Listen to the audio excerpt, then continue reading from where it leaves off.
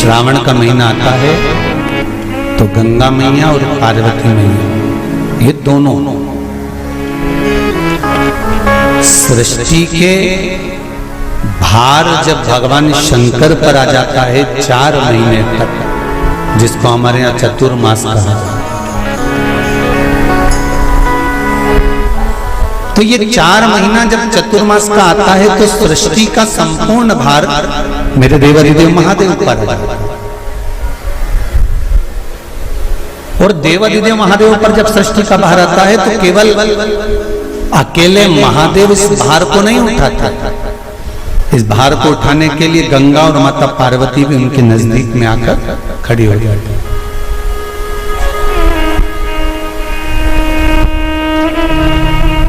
देखिए बड़ा सुंदर संवाद, ध्यान रखिएगा जरा श्रावण शिव महापुराण की कथा को।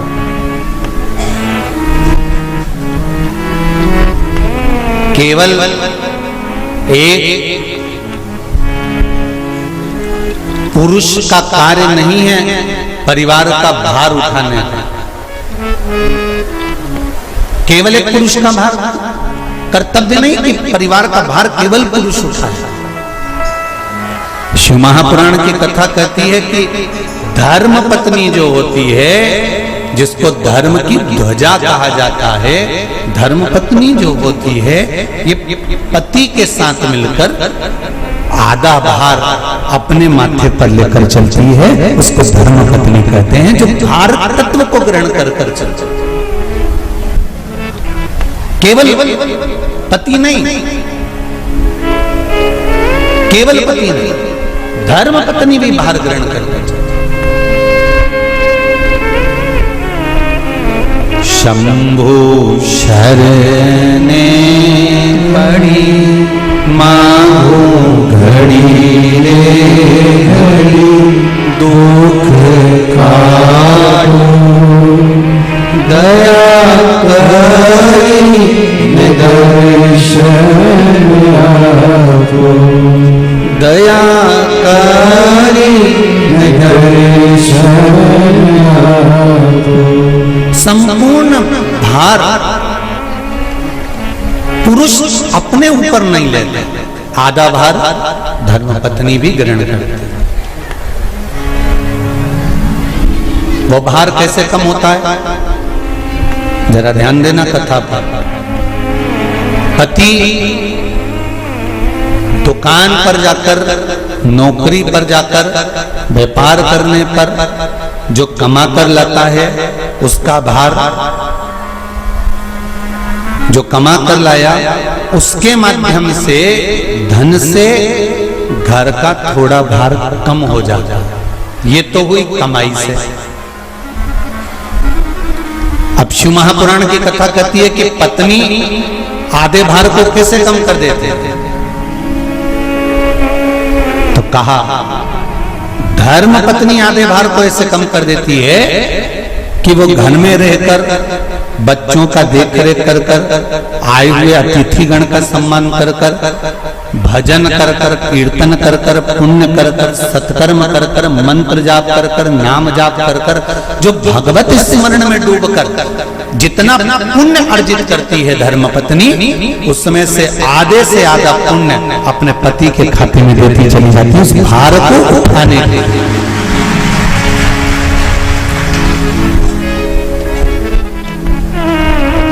उस भार को उठाने में आधे से आधा भार धर्मपत्नी अपने व्रत, अनुष्ठान, मंत्र, साधना, तप, उपवास आदि के माध्यम से काटता है। एक बात और याद रखिए, श्रावण के महीने में सारे व्रत आते हैं, बहुत सुंदर सुंदर।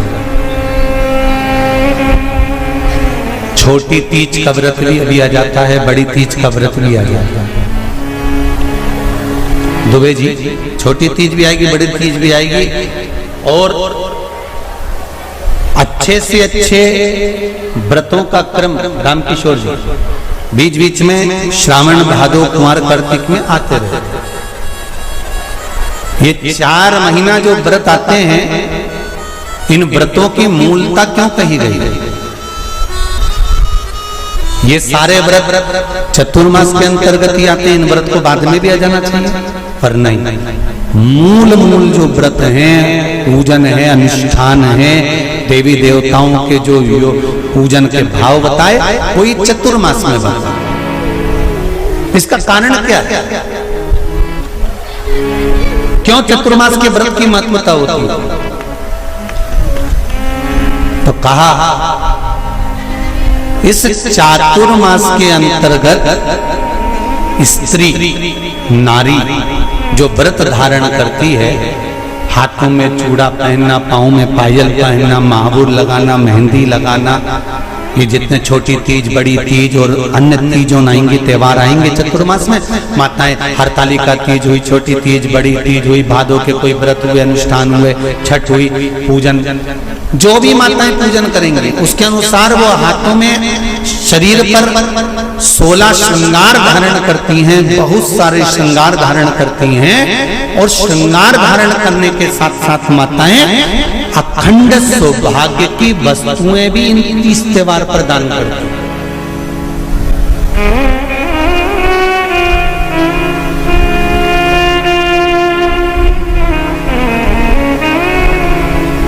जो अखंड सौभाग्य की सूचक है, जो अखंड सौभाग्य की वस्तुएं वो देने का प्रयास करते हैं, दान। क्यों जीजियो, एक बात बताओ, जितने भी माताएं कथा सुन रही हैं और जितने फेसबुक यूट्यूब पर सुन रहे हैं और जितने आस्था चैनल पर सुन रहे हैं, श्रावण के महीने की श्रावण शिव महापुराण की कथा सुन रहे हैं, एक बात दिल से बताना, जितनी सौभाग्यवती माताएं होती हैं, ये संक्रांति पर भी 13 चीजें दान करती हैं, 14 चीजें दान करती हैं। बीच में कोई 16 सोमवार का उद्यापन करेंगी तो भी सुहाग की सामग्री देंगी, उद्यापन करेंगी तो भी सुहाग की सामग्री देंगी, कोई कार्य करेंगी तो भी सौभाग्य की सामग्री देंगी। सौभाग्य की सामग्री का दान क्यों किया जाए? सौभाग्य सूचक वस्तुओं का दान क्यों किया जाए? सौभाग्य की वस्तुएं क्यों प्रदान करी जाती है, क्यों दी जाती है?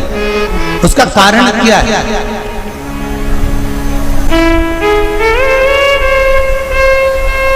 क्यों देते हैं? महाराज, भारत की भूमि की सौभाग्यवती माताओं का एक मन की अभिलाषा रहती है, भारत की भूमि की माताओं की एक अभिलाषा रहती है कि जब उसके प्राण छूटे तो अखंड सौभाग्य धारण करके पति के कंधे पर और पुत्र के कंधे पर शमशान पर।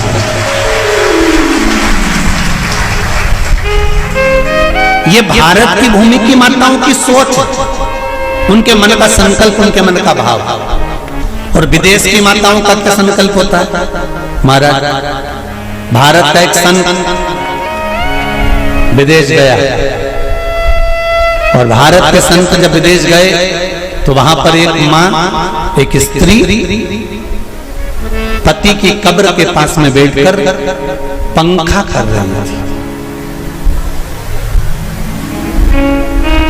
भारत के संत को बड़ा दुख हुआ, देखो हमारे यहाँ की माताएं तो पति के साथ सती हो जाती हैं, हमारे भारत की भूमि की माताएं तो पति के साथ सती हो जाती हैं, पर ये तो विदेश की माताएं तो भारत की माता से भी बढ़कर है कि पति मर गया, कब्र के अंदर है तो भी पंखा कर रही हैं। ये तो इनसे भी बड़ी है, भारत की माता से भी बड़ी ये विदेश की माता। तो भारत के संत से रहा नहीं गया और भारत के संत ने जाकर पूछ लिया विदेश की माता से, माँ जी एक बात बताओ, हमारे यहाँ पति के साथ पत्नी सती हो जाती है, वो प्रथम गिनती में आती है, पर तुम तो उससे भी बड़ी हो कि पति मर गया उसके बाद भी उसकी कब्र को पंखा कर रही हो। इतने में विदेश की माता ने कहा, मैं पति को पंखा नहीं कर रही, हमारे यहाँ नियम है जब तक पति की कब्र नहीं सूख जाए हम दूसरी शादी नहीं कर सकते, इसलिए पंखे से सुखा रहा।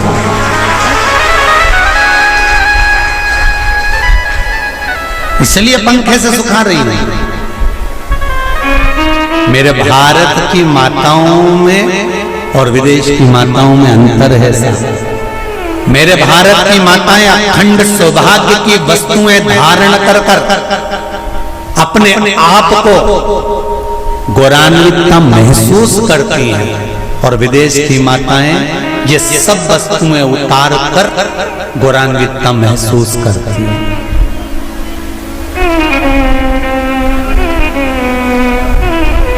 क्यों देते हैं चूड़ी का दान, क्यों देते हैं बिंदी का दान, क्यों देते हैं अखंड सौभाग्य का दान?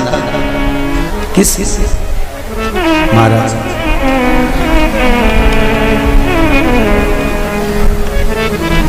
मेरे हाथों में भर भर के चूड़ी रहे, मेरे हाथों में भर भर के चूड़ी, और मैया कोई कामना मेरे मस्तक पे चमकती चूनर रहे, मेरे मस्तक पे चमकती चूनर रहे, और मैया कोई कामना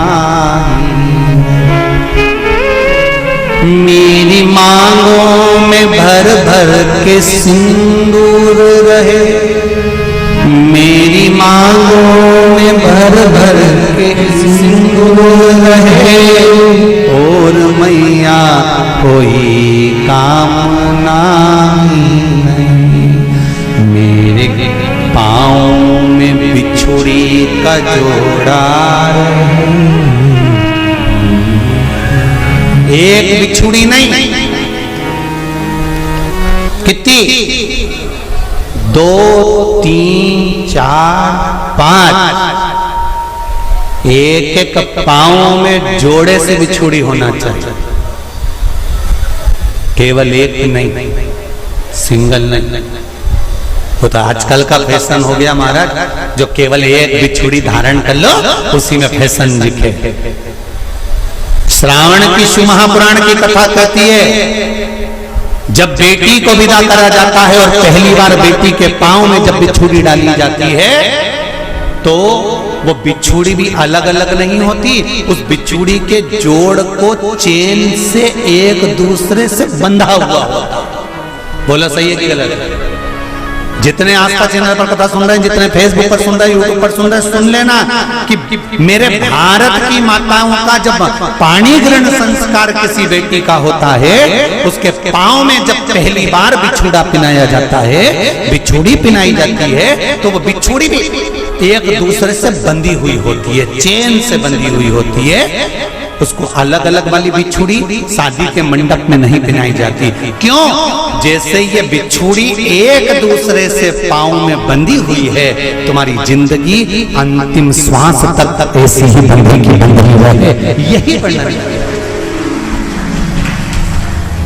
तो अब माताओं ने थोड़ा सा फैशन चेंज कर दिया, अब पांव में ज्यादा बिछुड़ी नहीं पहनती, गड़ती है, चुभती है, एक बिछुड़ी धारण है। महाराज पर नहीं, बिछुड़ी भी दो हो, जोड़े से। हमारी माताएं, भारत की भूमि की जो माताएं हैं, ये चूड़ी भी हाथ में पहनती है तो जोड़े से पहनती है। बोलो जैसा सही है कि गलत है? एक अकेली चूड़ी माताएं हाथ में धारण नहीं करती हैं। अगर भारत की भूमि की संस्कारित माताएं हैं और भारत की भूमि की सभ्यता और संस्कृति को जानती है, तो अकेली चूड़ी नहीं, जोड़े की चूड़ी पहनेगी, 2 चूड़ा डालेगी, 4 डालेगी, 12 डालेगी, पर सिंगल नहीं, अकेले। और सरल भाषा में समझ लो, हमारे यहां ठेले पर लेने जाओ तो जो केले अपन खाते हैं वो भी सिंगल नहीं देते, उसको भी जोड़े से दिया जाता है। 2 दूं की, 12 दूं की, आधी दर्जन दूं की, 1 दर्जन दूं। अब अंदाजा लगाइए।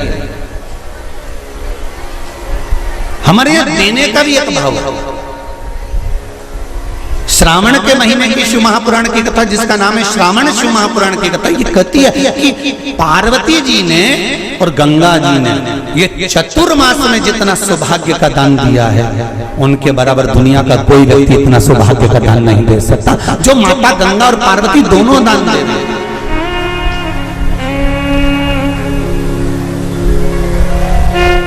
प्रतिदिन दे रहे हैं।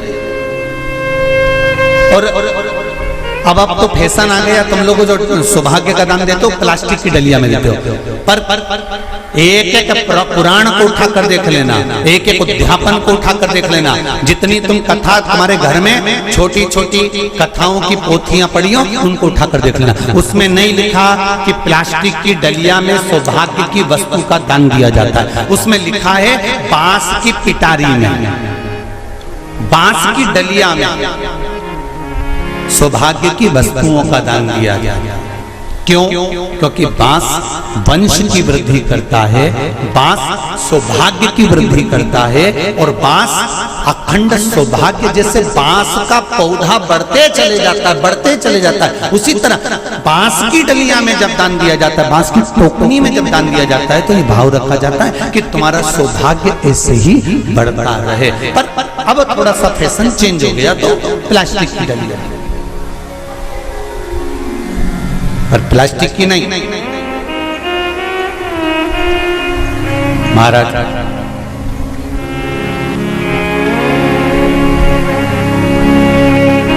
शिव तत्व की ओर चल चल शंभु शरणे पड़ी मांगू घड़ी रे घड़ी दुख काटो दया करी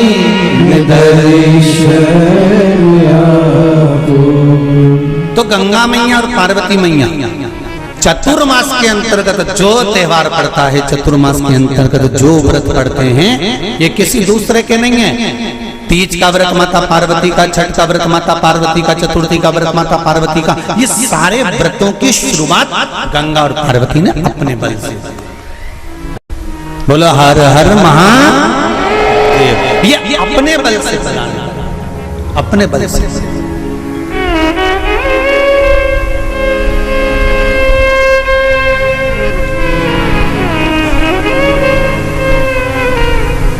एक बार बाबा देवाधिदेव महादेव भगवान शंकर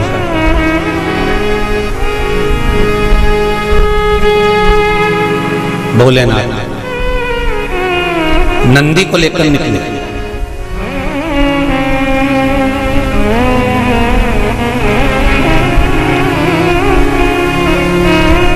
और नंदी को लेकर जब भोलेनाथ जी चले,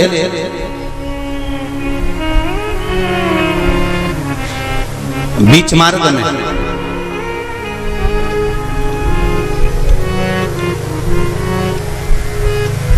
जिस चंचुला देवी का पति बिंदुक के प्राण छूटे थे, और जो चंचुला देवी माता पार्वती की सेवा में लगी हुई थी, वो चंचुला देवी का दर्शन भगवान शंकर को और शंकर भगवान का दर्शन चंचुला देवी को। अब देखिएगा जरा कथा पर विशेष ध्यान रखना। श्रावण महीने की शिव महापुराण की कथा कह रही है कि नारी का अखंड सौभाग्य कैसे रह सकता है।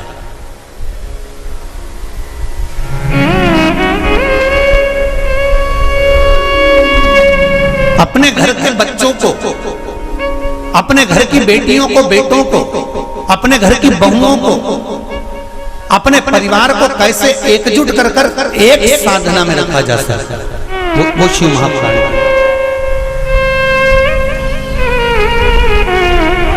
महाराज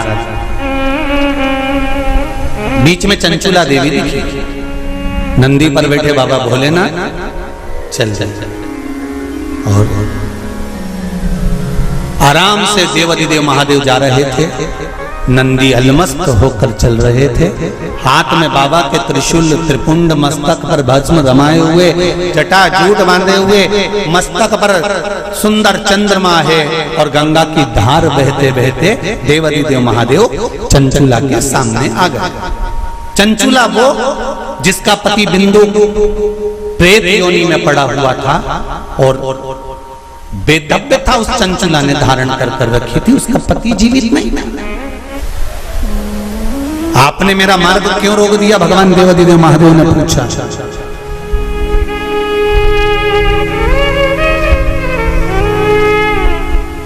आपने मेरा मार्ग क्यों रोका है? इस मार्ग को रोकने का कारण क्या? किस लिए रोका है? चंचुला देवी की आंख में जल भरा हुआ था।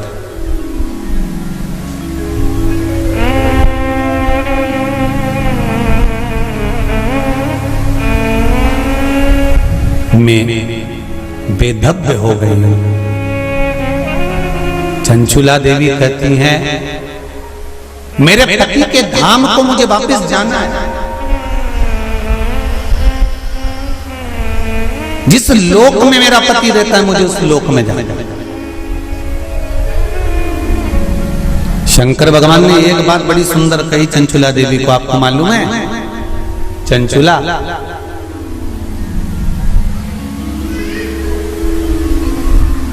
देवता भी बैकुंठ में बैठकर सुखी नहीं है।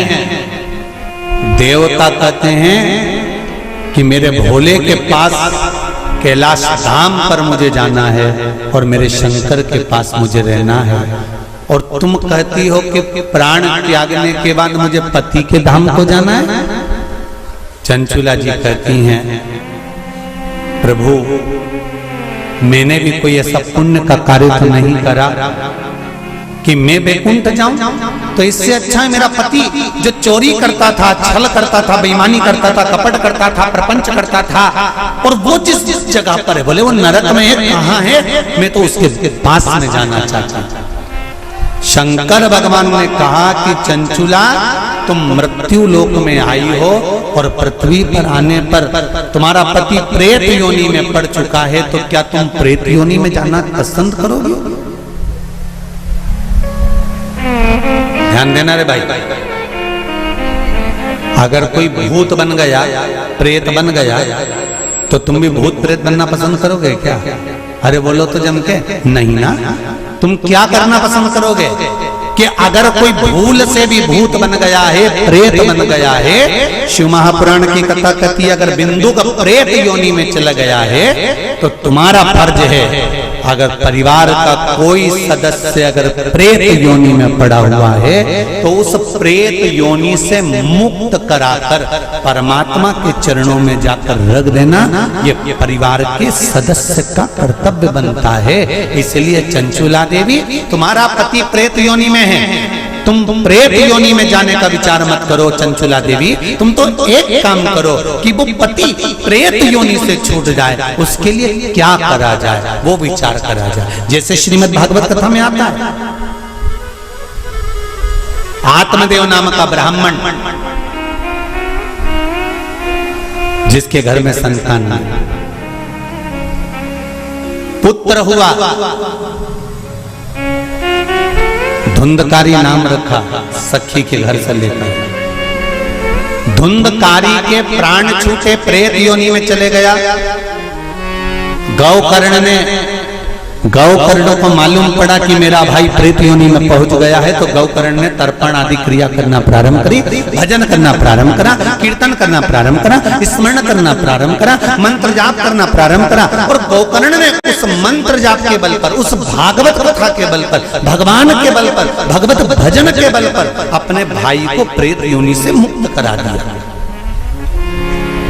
एक बात आपको पहले भी कथा में कही है, आज फिर कह रहा है, शिव महापुराण की कथा सुनकर जो जहां से निकल कर जाता है उस जगह पर जितनी जीवात्माएं कहीं एक्सीडेंट में, कहीं गर्भ में, कहीं कैसे ना कैसे शांत हो जाती हैं, वो जीवात्माओं पर हमारे शरीर की तरंग जब लगती है, जो कथा सुनकर जाता है उसके शरीर की मात्र जो हवा लगती है, छूकर जाने वाली हवा, उसके द्वारा भी कोई प्रेत योनि में पड़ा हुआ होता है तो उसकी भी मुक्ति हो जाती है। ऐसी शिव महापुराण, उसका भी मोक्ष हो जाता है।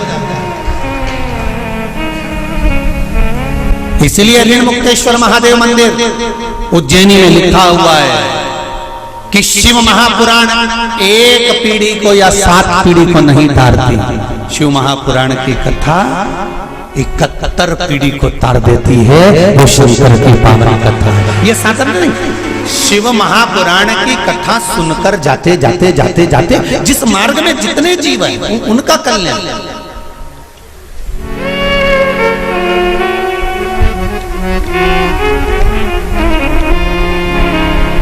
इतना तो करना स्वामी जब प्राण तन से निकले। मरना निश्चित है, प्राण छूटेंगे ये निश्चित है, कब छूटेंगे ये पक्का पता नहीं, किसकी कितनी उम्र है ये मालूम नहीं है।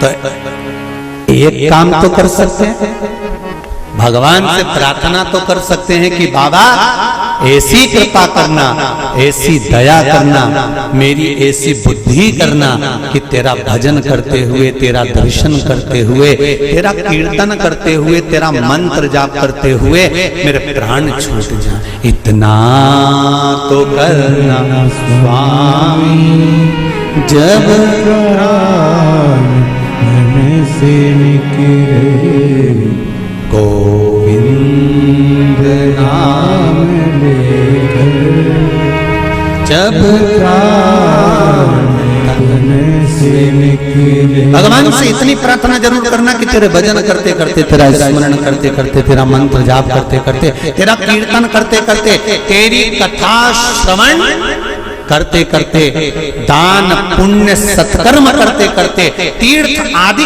करते करते, गंगा का स्नान, यमुना का स्नान, सरयू का स्नान करते करते, सारी पुरियों का स्नान करते, पूजन करते करते मेरे प्राण तेज में समा जाए। इससे बढ़कर कोई सुख जीवन का नहीं हो सकता, इससे बढ़कर कोई आनंद नहीं हो सकता।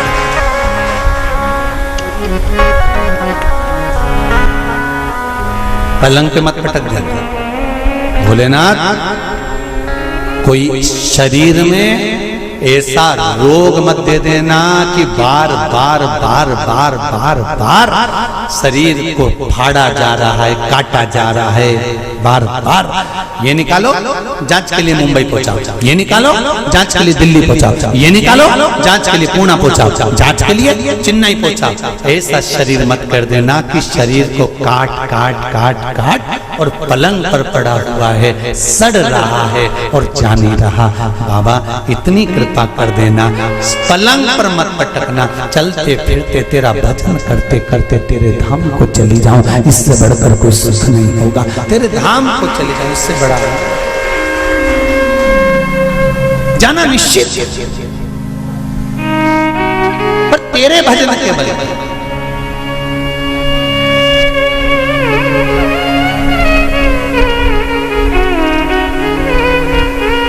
महाराज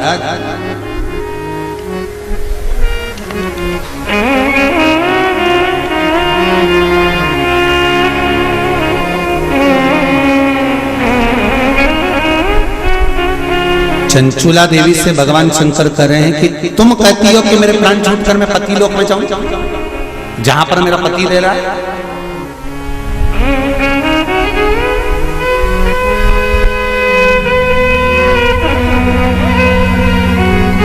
फिर ध्यान दो, इसको और सरल तरीके से समझ लो। पति मदिरा की दुकान पर बैठ रहा है और पत्नी अपनी सास से कह दे मैं तो वही रहूंगी जहां मेरा पति रह गया है। जम के तो बोलो जरा, जहां मेरा पति रह रहा मैं तो मारूंगा। पति मदिरा की दुकान पर बैठा है, मदिरा का नशा कर रहा है, तो क्या पत्नी वहां जाकर नशा करेगी? अरे बोलो जम के नहीं। शिव महापुराण का ये संवाद याद रखना। शंकर भगवान चंचुला देवी से कह रहे हैं पति के लोक नहीं, पति अगर प्रेत योनि में पड़ा है तो उस योनि से छुड़ाकर शिव लोक में पति को लेकर आ और खुद भी शंकर की शरणागति ग्रहण कर ले। पत्नी धर्म पत्नी वो होती है, धर्म पत्नी वो होती है।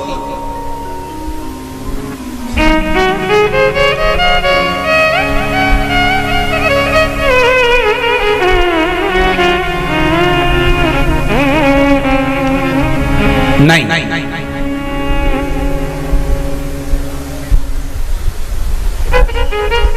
तुम अगर मदिरा की दुकान पे बैठोगे तो मैं भी बैठूंगा, तुम जुआ खेलोगे तो मैं भी खेलूंगा, तुम वेश्यावृत्ति करोगे तो मैं भी करूंगा। ये धर्म पत्नी का तरीका नहीं है। धर्म पत्नी का तरीका है कि पति अगर मदिरा की दुकान पर बैठा है तो तू कुछ ऐसा कर्म कर जिसके बल पर तेरा पति मदिरा की दुकान छोड़ दे, वो अलग, मदिरा पीना ही छोड़ दे, वहां से छुड़ाकर अच्छे कर्म की ओर।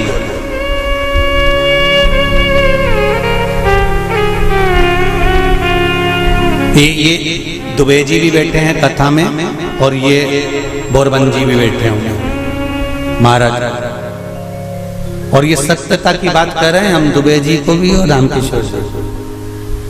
तुमसे ज्यादा कथा करवाने का भाव तुम्हारी धर्म पत्नियों ने ही प्रेरित करा होगा, ये निश्चित है। ये हम ये भाव से, क्योंकि पति को सतमार्ग तक लेकर जाना, पति को सतमार्ग की ओर प्रेरित करना, और आज भी कमी नहीं है।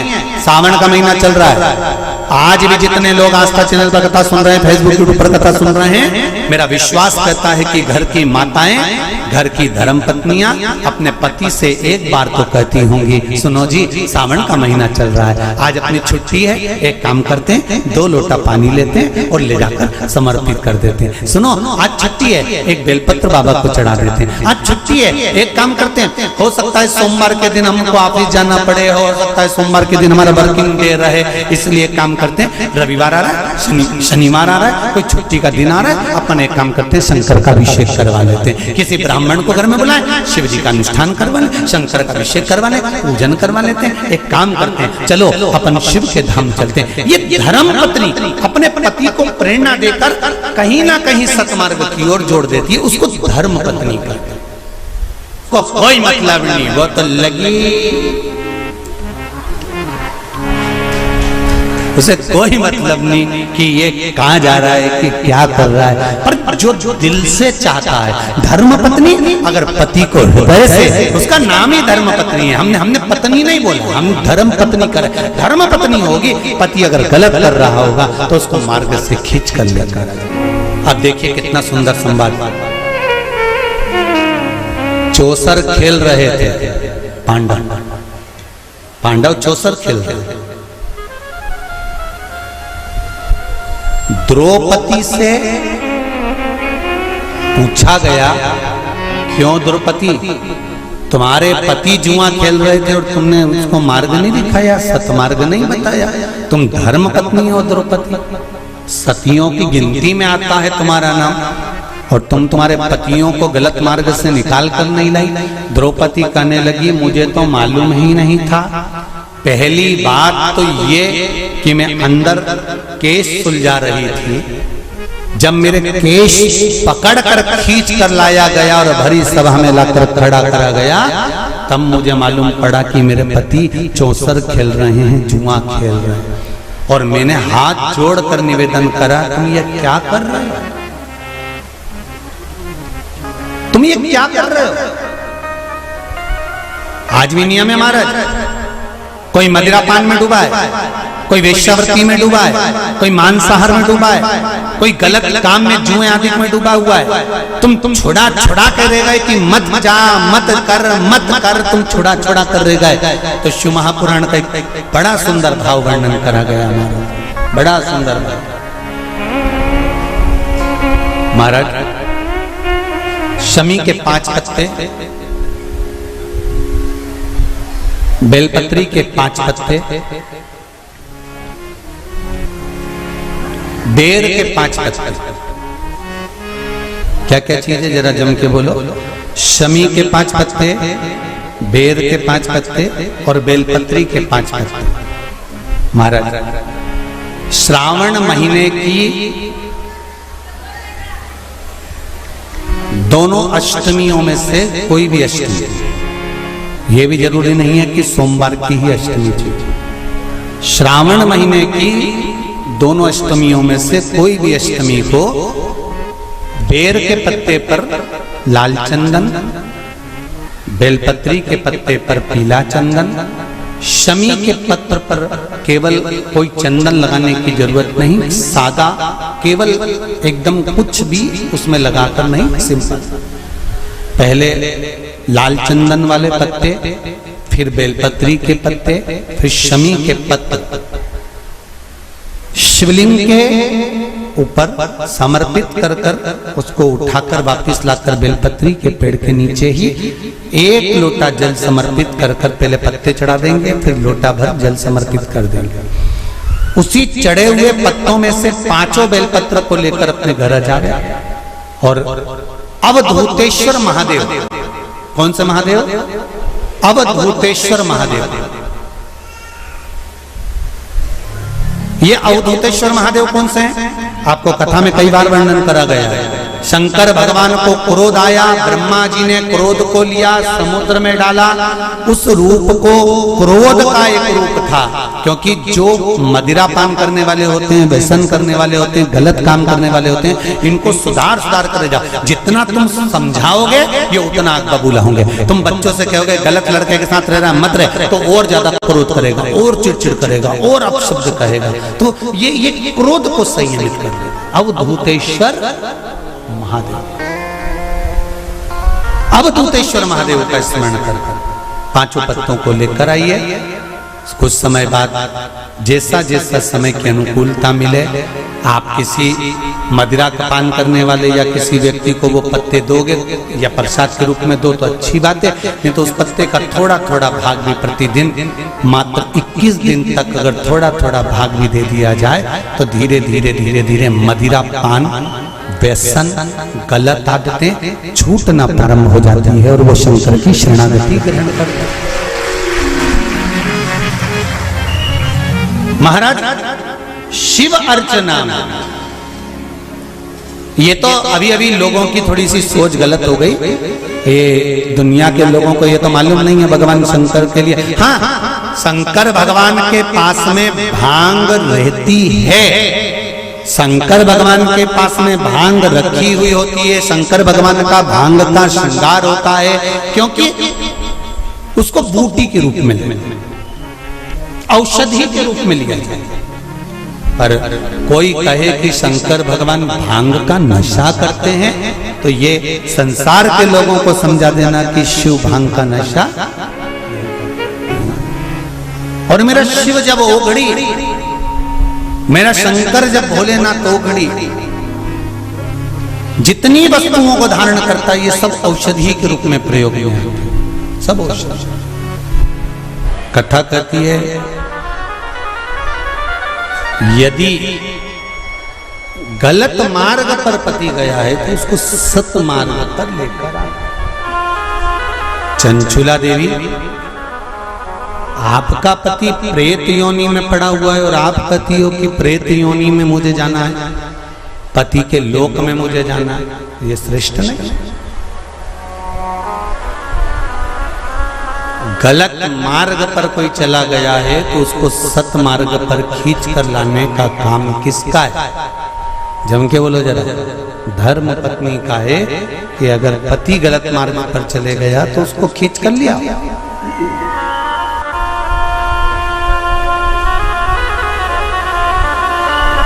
यदि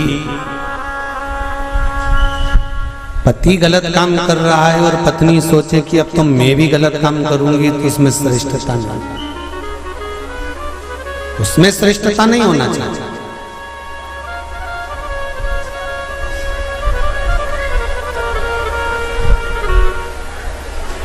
अब मेरे उघड़दानी मेरे भोलेनाथ ने कहा, चंचुला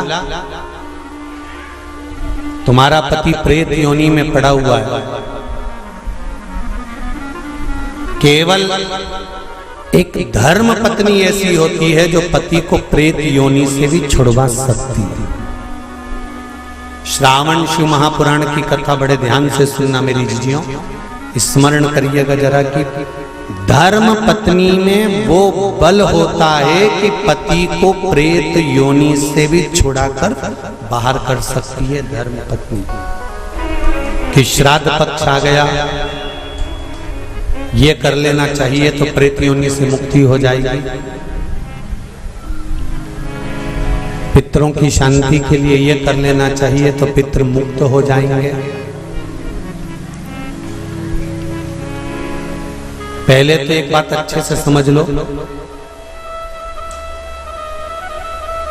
पितृ मुक्त नहीं होते, उनकी शांति होती है। क्या होती है? जम के बोलो जरा। उनकी शांति होती है। जब आप किसी तीर्थ में स्नान कर रहे हो, जब आप किसी तीर्थ में हो, स्नान कर रहे हो, पुण्य कर रहे हो, सत्कर्म कर रहे हो, भजन कर रहे हो, कीर्तन कर रहे हो, मंत्र जाप कर रहे हो, तो उसका एक अंश, एक भाग हमारे पूर्वजों के खाते में, हमारे पितरों के खाते में जाता है, तो उनके खाते में पहुंचता है, ये निश्चित है। आपने किसी ब्राह्मण को भोजन कराया, भले आपने पितरों के निमित्त नहीं जिमाया, कोई ब्राह्मण को एक गिलास पानी पिलाया, भले आपने पितरों के निमित्त नहीं पिलाया, पर आपका एक अंश उसके खाते में चला जाएगा। उससे क्या होगा? पितरों की शांति। और समझ लो, गया जी में पिंडदान कर देने से क्या पितृ मुक्त हो जाते हैं? बद्रीनाथ जाकर कपाल क्रिया करने से क्या पितृ मुक्त हो जाते हैं?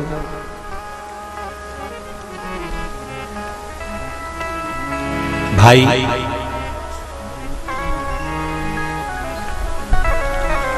गया जी जाना तो वहां के पंडा जी से पूछना, हम यहाँ पिंडदान कर देंगे तो क्या वो मुक्त हो गए?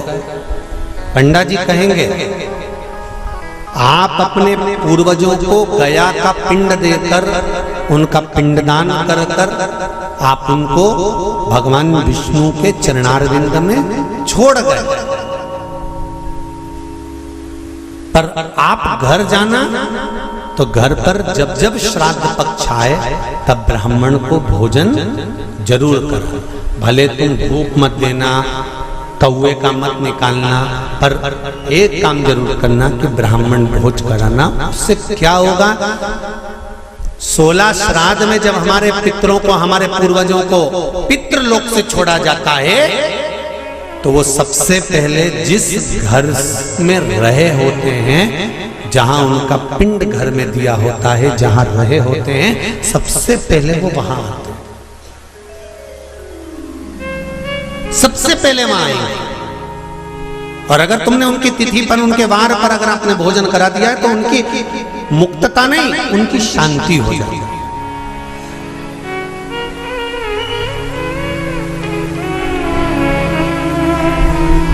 पितरों की मुक्ति कैसे है? उनकी मुक्तता कैसे? प्रेत योनि की मुक्तता कैसे?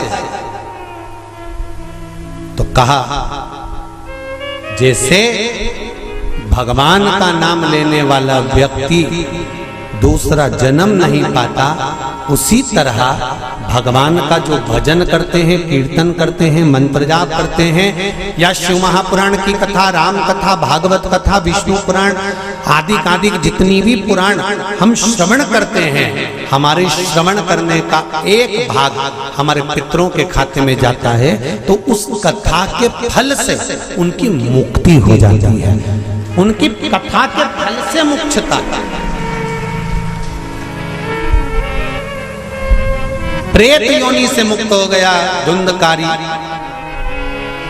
बिंदुक प्रेत योनि से मुक्त हो गया। काय से हुआ? शंकर का स्मरण, शिव महापुराण की कथा का रसतत्व ग्रहण करना, राम कथा, भागवत कथा का मात्र स्मरण करना, उससे मुक्त।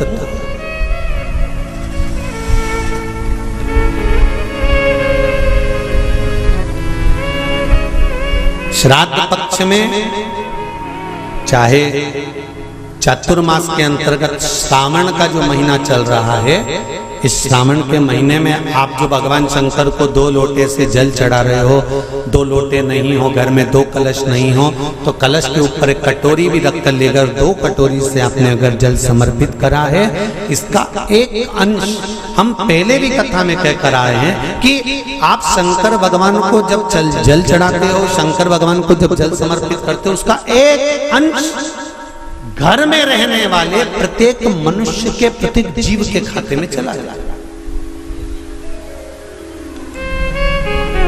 सारी समस्या का हल, जम के बोलो जरा, 1 लोटा जल, ये सारी समस्या का। भगवान शिव कह रहे हैं, चंचुला तुम प्रेत योनि में मत जाओ, अपने पति को प्रेत योनि से खींचकर कैलाश धाम लेकर आ जाओ। इसको धर्म पत्नी कहते हैं, जो पति से कह दे कि तुम गलत काम कर रहे हो, ठीक है वो अपनी जगह पर धर्म पत्नी का फर्ज है कि वो गलत काम करने वाले पति को भी धर्म का पथ निश्चित करे, धर्म का काम। तेरा ही दिया मैंने खाया पिया है, तेरा शुक्रिया है, तेरा शुक्रिया है। चंचुला देवी ने पूछा कि मेरे पति को प्रेत योनि से छुड़ाकर आपके चरणों में लाने का तरीका क्या है? उसका तरीका है क्या? तो कहा उसका केवल एक तरीका है। भगवान शंकर कहते हैं, एकाग्र चित्त होकर कोई अगर मेरा गुणगान करे, शिव कह रहे हैं चंचुला देवी, शंकर का मात्र गुणगान करने वाला, शिव महापुराण की कथा को मात्र श्रवण करने पर तेरे पति प्रेत योनि से छूट जाएगा। चंचुला देवी ठहाका लगाई, हंसी, मुस्कुराई। शिव जी को टेंशन नहीं हुआ, शंकर भगवान को बड़े प्रसन्न हुए। शिव जी ने तो सोचा मन में, इतना अच्छी बात है, आज चंचुला मुस्कुराई है, ठाका लगाकर हंसी है। चंचुला से पूछा तो क्यों हंसी है, तेरे हंसने का कारण क्या है, मुस्कुराने का कारण क्या है? चंचुला देवी कहती है, मेरे मुस्कुराने का एक कारण है, आप अगर मुझे मार्ग बताते हैं कि पति के लोक नहीं जाना है, तो मैं पति के लोक नहीं जाना चाहती। ये बताओ कि मेरे पति को इस कैलाश पर आपके चरणों में कैसे लाया जा सकता है? शंकर भगवान ने कहा, मेरे पास लाने का सबसे सुंदर तरीका है, भगवान की भक्ति में डूब जा। अर्थात जो तेरे हृदय में बैठा है, राम तुम्हारे हृदय में है तो राम की भक्ति करो, कृष्ण हृदय में बैठा है तो कृष्ण की भक्ति करो, माँ अंबिका तुम्हारे हृदय में बैठी है, माता की भक्ति करो, और शंकर अगर तुम्हारे हृदय में बैठा है तो शिव की भक्ति करो। चंचुला देवी कहने लगी, मैं कहाँ किसको ढूंढने जाऊंगी? बैकुंठ में भगवान विष्णु है, ब्रह्मलोक में ब्रह्मा है, इंद्रलोक में इंद्र है, पर पृथ्वी पर मृत्यु लोक में तो मेरा देवाधिदेव महादेव है, तो इसी से मेरा पाला है, तो इसी का नाम क्यों नहीं जपना? आप हो मेरे पति के धाम में अब मुझे नहीं जाना, मुझे पति लोक में नहीं जाना, क्योंकि मेरा पति तो प्रेत योनि में पड़ा हुआ है। श्रावण के महीने की पंचमी, कौन सी तिथि? पंचमी, चाहे वो शुक्ल पक्ष की हो, चाहे वो कृष्ण पक्ष की। श्रावण महीने की पंचमी के दिन शंकर भगवान पर जिस जिस परिवार के व्यक्ति का कांवड़ जल हमने बताया है आपको, जरूरी नहीं है कि डंडा बांधकर 2 कांवड़ के जल के लोटे लेकर जाओ, आप अपने हाथ में भी 2 पात्र लेकर जा सकते हैं। पंचमी तिथि के दिन हाथ में 2 लोटे जल के, 2 कलश जल के जब हम शंकर भगवान को चढ़ाते हैं तो ऊपर जो कमंडल होता है शिव जी के ऊपर जलधारी होती है, जिसमें जया, विषहरा, शामली बारी, दौतली और देव, शंकर भगवान की 5 बेटियां जिसमें विराजमान होती हैं। जब हम जल समर्पित करते हैं, हमारे पीढ़ी में, परिवार में अगर कोई अधोगति में मर गया होता है, कुंवारी अवस्था में चले गया होता है, गर्भ में मर गया होता है, गर्भ के बाहर निकल कर भी अगर कुंवारी अवस्था में चले गया होता है, तो श्रावण महीने की दोनों पंचमी पर परिवार का अगर कोई एक व्यक्ति भी जल चढ़ा देता है शंकर भगवान पर, तो सर्प की योनि में नहीं पड़ता, जीव मुक्त हो जाता, प्रेत योनि में सर्प की योनि से मुक्त हो जाता। हमारे यहाँ सांपों की पूजन कौन से दिन होती है, कौन सी तिथि में करते हैं? जम के बोलो जरा। नाग पंचमी। नाग पंचमी का मतलब क्या है? सांपों की पूजन करो। नाग पंचमी का मतलब होता है शंकर जी के मंदिर में जाकर 1 लोटा जल समर्पित कर दो। उसका कारण क्या है कि हमारे परिवार में, हमारे कुटुंब में कोई कुटुंब में, परिवार में कोई 7 पीढ़ी के अंतर्गत भी अगर कोई जीव तड़प रहा होता है, पड़ा हुआ होता है, उसकी मुक्ति नहीं होती है, तो पंचमी का चढ़ा हुआ जल उस जीव को प्राप्त हो जाता है और वो जीव तर जाता है, उसका फिर जन्म नहीं होता, वो तर, इसको मुक्तता का,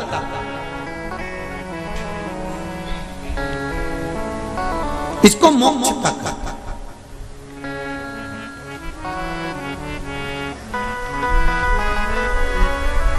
ये मुक्ति, ये मोक्ष, इसी को कहेंगे कि ये मुक्तता है।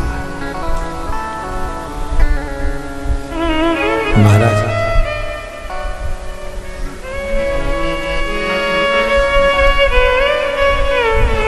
चढ़ाते हो आप लोग पंचमी के दिन, चाहे नाग पंचमी हो, चाहे श्रावण महीने की शुक्ल पक्ष की, चाहे कृष्ण पक्ष की पंचमी हो,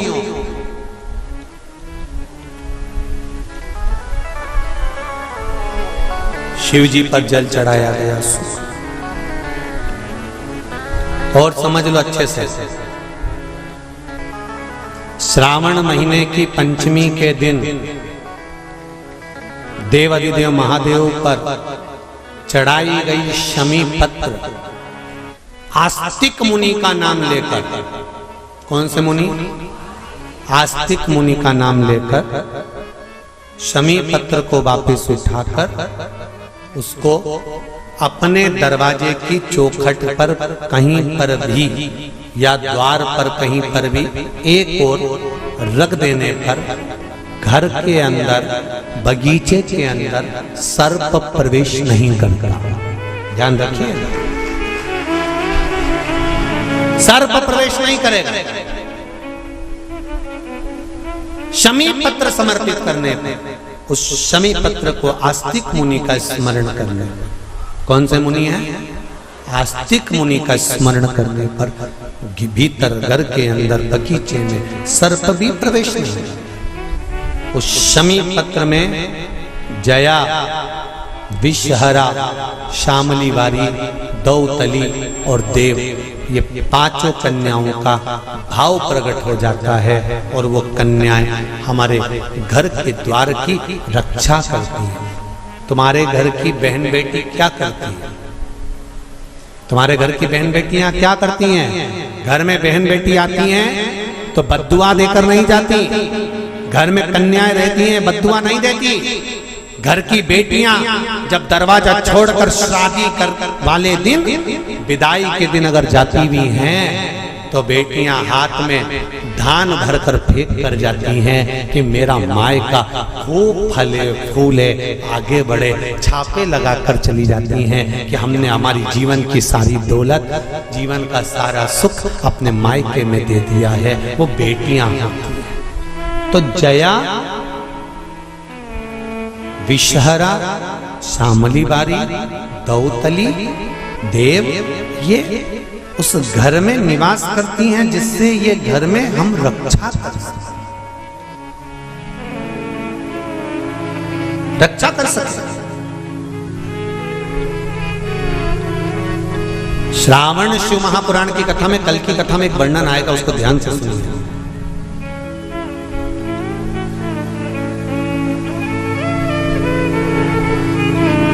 उदर, पेट, सारी बीमारियों का केंद्र बिंदु है। सारी बीमारियों का केंद्र बिंदु हमारा उदर। कहीं इसमें तकलीफ होती है, एसिडिटी बन जाती है, कोई बड़ी बड़ी बीमारियां इसी के माध्यम से, पेट के माध्यम, तो उसके लिए कल की कथा में श्रावण के महीने का बड़ा सुंदर भाव प्रकट होगा कि हमारे उदर से जुड़े हुए प्रॉब्लम, केवल एक तिथि और एक ही दिन शंकर भगवान पर जल चढ़ाकर उस जल का 3 बार आचमन करने पर ही उदर की बीमारी मिट जाती है। वो श्रावण के महीने का बड़ा सुंदर कथा है, उसको अपन श्रवण करते हुए आगे बढ़ेंगे। वो श्रावण शिव कथा कर रहे, चंचुला जी ठाका लगाकर हंसी। शिव जी ने समझाया, चंचुला देवी को बताया। चंचुला देवी ने शंकर जी से उसका कारण पूछा, बिंदु के मोक्ष के लिए क्या करा जाए। शिव जी ने कथा रस तत्व का वर्णन करा।